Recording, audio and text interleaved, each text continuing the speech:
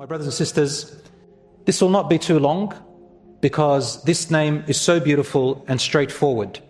And it's very easy for us to connect with this name because we love it. People love to be treated that way and they love to treat others that way. The name of Allah, Al-Kareem, is mentioned in the Quran in several places, and it means the most noble, the most generous. Everybody loves to receive generosity. Everybody loves to receive nobility from others. What is nobility? Nobility carries so much meaning. It's again when you carry integrity and dignity, but you're noble in the way that you treat yourself and treat others. So when you see that others are going to feel, for example, embarrassed, you don't embarrass them in front of people. You hold back because you are a man of nobility or a woman who is noble. If people visit you as guests and you invite them, you treat them well and you make them feel like it's their home. You are noble. When you have wealth and Allah has given you ease and comfort in life, and you can help people with the wealth and strength and skills that you have, then you are noble. When you have self-respect and you don't allow people to cross the boundaries that humiliate you or your family and so on, you are noble. When you feel that someone else is going to be harmed or humiliated, and you feel that you can humiliate them so that you can look good, you don't do it because you are noble. Allah is the most noble and the most generous. Nobody can be more generous than Allah and more noble than Allah subhanahu wa ta'ala. Allah subhanahu wa ta'ala says, Ya ayyuhal insanu ma gharraka bi rabbikal kareem الذي خلقك فسواك فعدلك في أي صورة ما شاء ركبك. Surah 82 verse 6 to 8, Allah says, O man, meaning O human being, men and women, what has deceived you about your Lord, the most noble, the most generous, who created you, shaped you, and made you well proportioned, and set you in whatever form He pleased. And what does Allah please? He is pleased with only good form for you. Allah says in the Quran also, وَلَقَدْ كَرَّمْنَا بَنِي آدَمَ. We have truly honored the son of Adam. We've honored the human being. We've subjected, Allah says in the Quran, and we subjected all creation for him or her. The sun rises for you, the moon gives you light, the oceans, the gravity, the way the world works, the earth, the protection, the animals, the livestock, the nature. You use it at your disposal.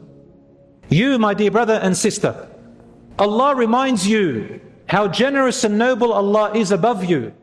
And He says, what deceived you? What deceived you about your Lord, the most generous, the most noble?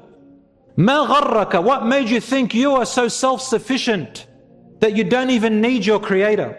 Allah doesn't need us, that we worship Him and show Him thanks. Allah doesn't need that. He is Aziz, He's honorable beyond that. But Allah wants you to think for yourself. What made you so arrogant and self-sufficient that you think that you're above your Creator? Who? Now He reminds you, who He created you. What does created mean? Did Allah create you as you are right now, like this? Did you come out from your mother looking like this? Did you not go through a process of birth and development? What were you and I before we were even an embryo in the wombs of our mother? This is what Allah subhanahu wa ta'ala is reminding you in a very careful and subtle way, in an indirect way, without harming your feelings too much. Allah says, الَّذِي خَلَقَكَ. Think about how He created you. فَسَوَّاكَ. And He's the one who fashioned you, made you go through stages of creation, and then He made you proportioned. So you didn't just come, you didn't make yourself. خلقك. What did He create you from? Allah is very honorable in the way that He says He created you. You know what Allah is saying to you? So if a person is arrogant and thinks that he's so self-sufficient, full of pride and arrogance against his Creator, and dares to debate and argue and refute God's words, Allah reminds you, where did you come from, oh man? Allah says in another word, in another verse, in Surah Al-Insan, min nutfatin. You came from an intermingled drop of a male sperm and female ovum. They just mixed together, and you were that little milky drop. Forgive me, brothers and sisters, if you don't like to hear those words. But sometimes you have to be so accurate and specific to really appreciate what Allah is telling us here. You and I, originally, were this little tiny drop. That's why one companion, I think it was Abu Bakr radiallahu anhu, stood up once in a sermon and reminded the people. He said, "O people, worship Allah and fear Allah and respect Allah and honor Allah. And remember that you were created from pathways, the same pathways where urine comes from." And not literally, some people are going to get scientific with me, but He's saying you came from that area. Allah says, min nutfa. And we dare to come and say, who is God? Who is Allah? How can He tell me what to do? And not only that, Allah is also gently telling you, I was gentle with you. I put you into a safe place. I didn't just throw you on the street like that. You were inside of a safe place where you were developing, growing, turning into something magnificent. And I didn't ask for any of you to do anything about it. Allah is saying He created the mechanisms, everything, a system inside the body while you sleep and go and come. And you are being developed inside of that safe depository, inside of that womb in your mother, mercy, rahim. And then you were born, and Allah subhanahu wa ta'ala gently created your form as a baby in a way that you don't harm yourself. He made your nostrils, the cartilage in your nostrils, strong, so that when you move this way or that way, when you're breastfeeding, your nostrils don't close, and so you can continue breathing. He created for the baby the ability to swallow and breathe at the same time. He created light cartilage in you, not strong, so that when you fall, you don't hurt yourself or break your bones. You're able to bend your joints a little bit more, because you're going to learn how to walk. Well, if you're going to learn how to walk, of course, Allah is going to make it easy for you. He's not going to make you in a way where you can break easily. He made your bone able to bend. You came out of your mother where your head, your skull, because it's so big, Allah subhanahu wa ta'ala created little cuts around your skull so that the bones are in parts so that they can overlap each other and your skull doesn't break. And so when you come out, and then He makes your skull go back the way into a circle. And He made your brain a little bit smaller so that when your skull gets smaller, it doesn't squash your brain. Even your ears, as a baby, made that cartilage so soft so that when you turn and toss and turn in your bed, it doesn't hurt. La ilaha illallah. All of that for you. And then you grow up in the care of parents and so on. And then Allah says, فَإِذَا هُوَ خَصِيمٌ مُبِينٌ. And then behold, he grows up and he becomes argumentative, full of pride and arrogance. Yet Allah subhanahu wa ta'ala continues to be generous to you and continues to be noble to you. He continues to cover your sin.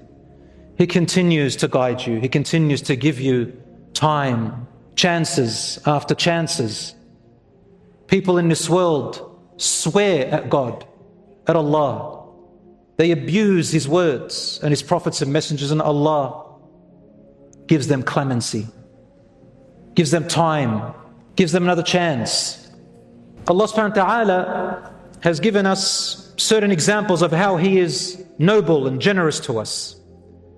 He says, for example, مَنْ جَاءَ بِالْحَسَنَةِ فَلَهُ عَشْرُ أَمْثَالِهَا. Whoever brings forth one good deed, Allah will reward that person tenfolds for one good deed.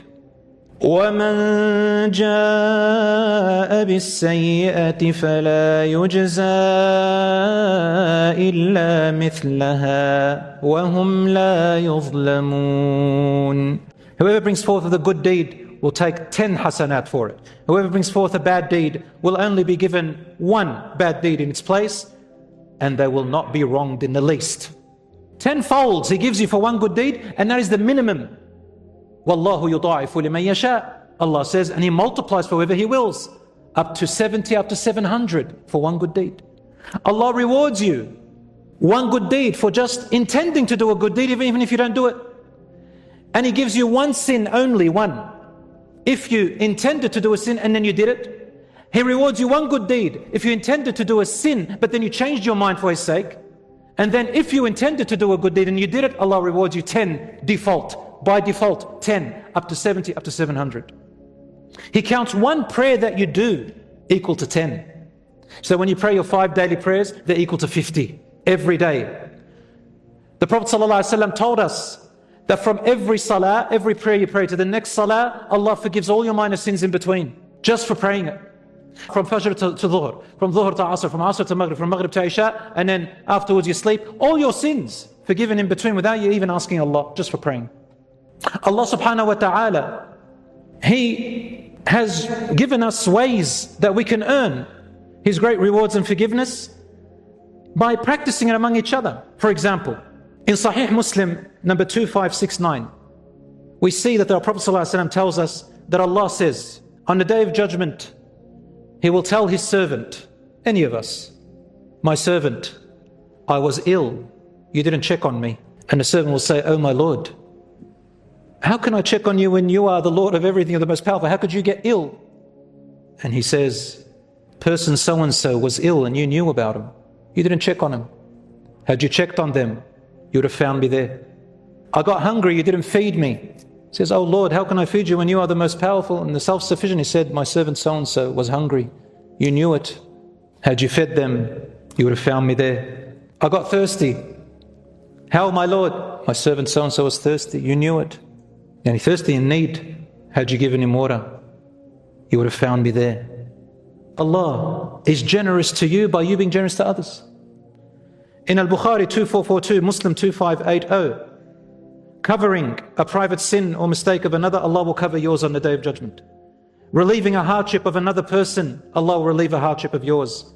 Helping a brother in need, Allah will help you on the Day of Judgment. And many other ways. Bringing some happiness to a sad person or family, Allah will bring you happiness. Dua, making a prayer for other people in their absence. An angel is there making dua for you too in their place. Forgiving a remorseful person who had wronged you, but they're remorseful, Allah will forgive you. Thanking others, Allah thanks you. Goodness to parents, spouses, children, family, Allah does goodness to you. Nothing is lost, and Allah rewards generously for the little that you do. My final words is about a man. Yeah, I've said this before, but I'll summarize it, which is in Sahih Muslim, Sahih Bukhari, the last man to enter paradise. He finally enters it, and when he is taken out of hellfire, this man has done so much evil in life that he looks back at the fire and says, Alhamdulillah, praise be to Allah who has saved me from you, and He has given me what He has not given to anyone before me or after me. Hold on a minute, but everybody's already entered paradise and he's the last one. Doesn't he know that? Yes, he knows that, but what he means is this. From the amount of evil that he has done, he never assumed that he deserves to ever come out of hellfire. So he's saying, if anybody did what I did, they would never receive to be freed from the fire. So Allah has given me what He's never given to anyone before me or after. And then Allah puts him into paradise, and then he says, oh my Lord, looks like everybody's taken their place. And then Allah says to him, my kingdom never runs out. You will have from paradise as much as the earth and 10 times as much as the world. This is Allah subhanahu wa ta'ala's generosity. And the last hadith of the Prophet sallallahu alaihi wasallam, where he said, every Muslim believer in Allah and His true message, who believed wholeheartedly in the word La ilaha illallah, there is no God worthy of worship except Allah, will eventually enter paradise, even if he or she had major sins. Maybe some people Allah will forgive on the Day of Judgment. Maybe some people Allah will enter the fire a bit. Maybe some people will be punished, but eventually they'll go to paradise. Abu Dhar, who was the companion of the Prophet ﷺ, he was very outspoken. He said, Ya Rasulullah, وَإِن زَنَى وَإِن سَرَقْ, even if he or she committed adultery and fornication and stole, they'll eventually enter paradise. He says, وَإِن زَنَى وَإِن سَرَقْ, even if he committed adultery, fornication and stole. Abu Dhar goes, Ya Rasulullah, did you hear what I said? Even if he steals, a thief, and he used to commit adultery and fornication, will enter paradise. He says, even if he is, Ya Abu Dhar, the third time he said it again. And this time the Prophet, peace be upon him, said, oh yes, Ya Abu Dhar, and more, whether you like it or not. رَغِمَ أَنْفُ أَبَا ذَرٍ, whether you like it or not.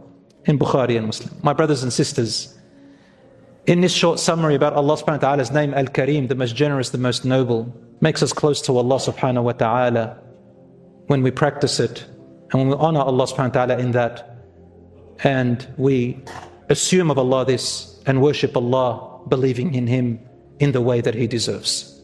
May Allah subhanahu wa ta'ala make us among the noble and the generous in a way that Allah subhanahu wa ta'ala becomes closer to us. May Allah subhanahu wa ta'ala forgive our sins and shortcomings, unite our hearts in goodness and iman, and make our hearts love the worship of Allah and goodness, and keep it away from the fire and anything that brings us close to it.